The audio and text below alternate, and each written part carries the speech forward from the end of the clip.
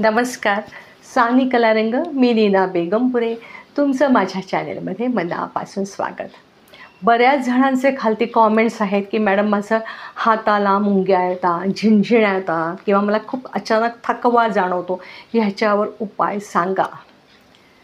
आजूबाजूला सुद्धा जे माझ्याकडे येतात त्यांना अगदी 10 पैकी 6 जणांनासुद्धा ही B12ची डिफिशन्सी दिसून येते. याला आपला आहार आणि विहार, जीवनशैली ही कारणीभूत आहे. तर काय लक्षणं दिसतात बरं B12ची, तेव्हा तुम्ही सजग होणं गरजेचं आहे. अचानक खूप थकवा येतो, काहीच करावंसं वाटत नाही, चिडचिडेपणा येतो, नैराश्य येतो आणि विसराळूपणा होतो. B12 जे व्हिटॅमिन आहे डायरेक्ट मज्जासंस्थेवर काम करत असतं. त्यामुळे पहिला इफेक्ट हा मज्जासंस्थेवर होतो. त्यामुळे तुम्ही खूप गंभीरपणे ह्याच्यावर विचार करा. असं म्हणजे तुम्ही लाईटली घेऊ नका की मी विसरते, मला थकवा वाटतो आहे.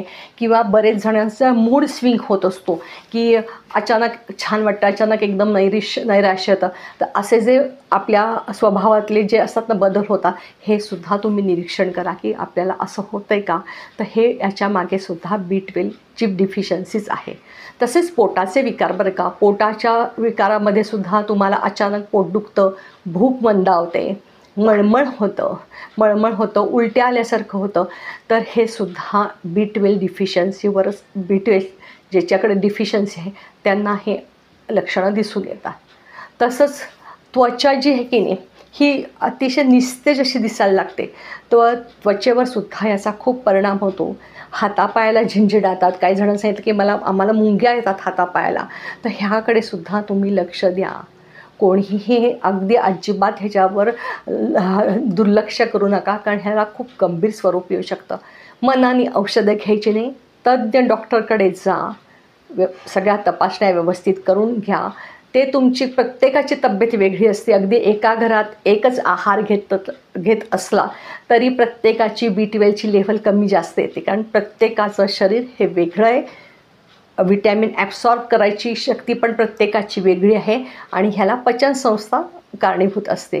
त्यामुळे ह्याला कसं होत नाही, हिला कसं, आपण एकाच घरात राहतो, तिने खाल्लेलंच मी खाते, असं काही नाही. तुम्ही तुमचं डॉक्टरकडे जा, तपासण्या करा आणि त्यावर जे डॉक्टर्स सांगतील तेच औषधं घ्यायची. मनाने औषधं घेऊ नका. औषध घेतलं तर त्याचे वाईट परिणाम होऊ शकतात. चुकीच्या पद्धतीने तर मुळीच घेऊ नका, कारण काय होतं, ह्याचे औषधांचे साईड इफेक्ट खूप असतात. तर ते आपल्याला दिसून येत नाही. तुम्ही अगदी B कॉम्प्लेक्स आपलं मनाने घेतलं तर रात्री तुम्हाला झोप येणार नाही, कारण त्यामध्ये तुमची अशी एकदम उत्तेजना वाढते आणि निद्रानाशसुद्धा होऊ शकतो. तर चुकीच्या पद्धतीने औषधं घेऊ नका.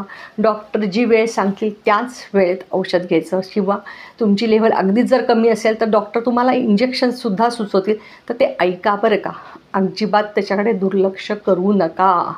गंभीर आजारापासून आपल्याला जर वाचायचं असेल तर ह्या सगळ्या गोष्टी आपण हे पथ्य पाळलीच पाहिजे की आपल्याला डॉक्टरकडे जायचं आहे, मनाने काही करायचं नाही. तसंच जे लोक नॉनव्हेज खातात त्यांची B12 लेवल व्यवस्थित असते, कारण नॉनव्हेजमध्ये B12 मिळतं. येऊन प्रश्न काय होतो, तर जे शाकाहारी लोक आहे त्यांना मात्र B12ची कमतरता ही दिसून येतेच. कारण एवढं सकस आपले आता काय झालं आहे, जे आपण अन्न खातो तेवढं इतकं सकस नसतं, निकृष्ट दर्जाचं असतं. त्यामुळेही आपल्याला B12 अगदी आपली लेव्हल कमी होत जाते. तर काय बरं आपण खावं, तर जे शाकाहारी लोक आहेत त्यांनी दुधाचे पदार्थ खा, दूध खा, दही खा, दह्यापासून ताक बनवा. हे सगळं घरी केलेलं करा. दुधापासून दहीसुद्धा घरी बनवा. काही खूप कष्ट लागत नाही. अगदी रात्री झोपायच्या वेळेस किंवा सकाळी उठून थोडंसं दूध घ्यायचं, त्याच्यामध्ये विरजण लावा, छान भरपूर हलवा आणि तसं हलवलं की थोड्या वेळाने 4 तासांनी 6 तासांनी जशी उष्णता असेल त्या प्रत्येक प्रदेशाप्रमाणे तुमचं दही तुमचं छान जमून येईल. ते दही तुमच्या आहारात समाविष्ट करा. तसंच त्याच अशा दह्यापासून तुम्ही ताक करा. त्या ताकामध्ये सुद्धा थोडंसं सैंधव घालायचं आणि प्यायचं. ताक तर अतिशय उत्तम B12साठी आहे. बघा, पूर्वीचे लोकसुद्धा पूर्वीचे लोक खूप हुशारच होते. त्यामुळे ना खरं त्यांना हे असे काही प्रश्न आले नाही. ते जेवणाच्या शेवटी रोज दही भात खायचे. दही भातसुद्धा हा अतिशय B12साठी उत्तम पर्याय आहे. तुम्ही अगदी दही भाताचा समावेश तुमच्या आहारात नक्की करा.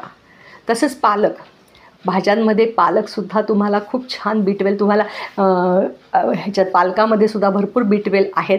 तर पालकाचा समावेश करा. कधी सूप करून घ्या, कधी पराठे करा, कधी सुकी भाजी करा. अशी त्याच्यामध्ये व्हरायटी केली की तुम्हाला त्याचा कंटाळा पण येणार नाही. आणि ह्याचे कडधान्य, मोड आलेले कडधान्य, तर आपण आता तरुण नाही आहे, तर त्यामुळे कधी मटकी, कधी मूग असे वेगवेगळे कडधान्यांचे पर्याय करा. आठवड्यातनं 2दा करा. आणि कच्चे खायचे नाही बरं का, ते थोडे वाफवायचे, त्याच्यात लिंबू पिळा, छानपैकी सैंधव घाला आणि मग तसे वाफवलेले मूग खा. तर हे असे सगळे तुम्ही आपणच आपलं आरोग्य आपल्या हातात ठेवायचं आहे, जपायचं आहे आपल्याला. कारण आपल्याला, मी नेहमी सांगते की आपण आपलं आरोग्य आपल्या हातात ठेवायचं, खूप गंभीर आजारांना आपण दूरच ठेवायचं. आपल्याला जेवढं शक्य होईल तेवढं करायचं, सातत्याने करायचं. आता मुद्रा सांगते की जे अतिशय थकवा वाटतो मॅडम, आम्हाला काहीतरी होत असतं, नैराश्य येतं, मूड स्विंग होतं. तर हे पहा, मी परत सांगते की अनामिका आणि करंगळी आपल्या अंगठ्याच्या टोकाला जोडायचं. बघा हां, काय पाहिजे, 2 बोटं आहेत तर शेवटची ही जोडायची आणि आपल्या मांडीवर उपडी ठेवायची. तर ही मुद्रा तुम्ही कधी पण कुठलीही मुद्रा करताना, बऱ्याच जणांचे परत प्रश्न असतात की कधी करायची. तर कुठलीही मुद्रा करताना लक्षात ठेवा, कुठलीही मुद्रा करताना भरल्या पोटी करू नका. जेवण झाल्यानंतर 1-1.5 तासांनी करा. सकाळी पण लवकर करा. जेव्हा तुमच्या गॅलरीत किंवा अंगणात कोवळं ऊन येतं, त्यात चक्क मांडी घालून, किंवा जर मांडी घालून बसता येत नसेल तर खुर्ची टाकून बसा, मांडीवर असे हात ठेवा. आणि अशी ही प्राणमुद्रा तुम्हाला जर तुमचं B12ची लेवल कमी असेल ना, तर तुम्हाला जवळपास 30-35 मिनटं करणं गरजेचं आहे. पण एका वेळेस एवढं बसल्या जात नाही, म्हणून मग मी सांगते की तुम्ही सकाळी 15-20 मिनटं बसा, संध्याकाळी 15-20 मिनटं बसा, की जेणेकरून तुमच्या शरीरात परत प्राण छान ओतल्या जाईल. तर हे आपल्या हातातले जे असतात ना उपाय, हे नक्की करा. सारखं आपण औषधं, परत व्यायाम करायचा, चालण्याचा व्यायाम करा, प्राणायाम करा, ध्यानधारणा करा. या सगळ्यातनं तुम्हाला छान तुमचं म्हणजे म्हणतात ना, आरोग्य आपल्याला फिट अँड फाईन ठेवायचं आहे. आणि शेवटचं तुम्हाला ॲक्युप्रेशर पॉईंट सांगते. तर हे ॲक्युप्रेशर पॉईंट इथे असतात, या 2 बोटांच्या मध्ये असतात. पण इतकं तुम्ही डीपमध्ये तुम्हाला आता सांगत नाही, कारण तुम्हाला सारखं असं होतं की हे लक्षात ठेवू का ते लक्षात ठेवू. तर सरळ अशी ही पाही ॲक्युप्रेशरची रिंग, ही मी तुम्हाला नेहमी सांगते की ही आता आपल्या जवळ ठेवायची. आता आपण सोन्या चांदीच्या अंगठ्या विसरायच्या आणि अशा अंगठ्या आणायच्या. ह्या सहज ऑनलाईन मिळतात, किंवा तुमच्या ओळखीच्या केमिस्टकडे जा आणि त्याला रिक्वेस्ट करा की मला अशी रिंग आणून दे, तो आणून देईल. आणि ही जी रिंग आहे ना, ही मधल्या 2 बोटांमध्ये अशी फिरवत राहायची. ह्याच्याने भरपूर पॉईंट्स कव्हर होतात. म्हणजे पायाचे सुद्धा मी तुम्हाला सांगितलं होतं की गुडघादुखीवर, सायटिकावर वगैरे, ह्या कंबरदुखीवर, ह्या सगळ्या अशा रिंग जर तुम्ही फिरवत राहिला ना, तर ह्याच्याने खूप आपल्या शरीरातले जे बारीक बारीक पॉईंट आहे ना ॲक्युप्रेशरचे, ते कव्हर होतात. कारण आपल्याला एक्झॅक्ट पॉईंट मिळत नाही, मग उगीच चाचपडत राहण्यापेक्षा अशी ही रिंग आणा आणि दोन्ही हाताला करायचं बरं का. हे दोन्ही हाताला करा. TV बघता बघता करा, तुमचं लॅपटॉपवर काही काम चालू असेल तेव्हा करा, पण करणं गरजेचं आहे. आपल्याला फिट आणि फाईन राहायचं आहे. मला वाटतं तुमच्या प्रश्नाची उत्तरं मिळाली असेल, कारण खूप जणांचे कॉमेंट्स आहेत, थकवा वाटतो, हात दुखतात, मान दुखतंय, पोट बरोबर नाही. हे सगळी B12ची आहे, कमतरतेची लक्षणं आहे.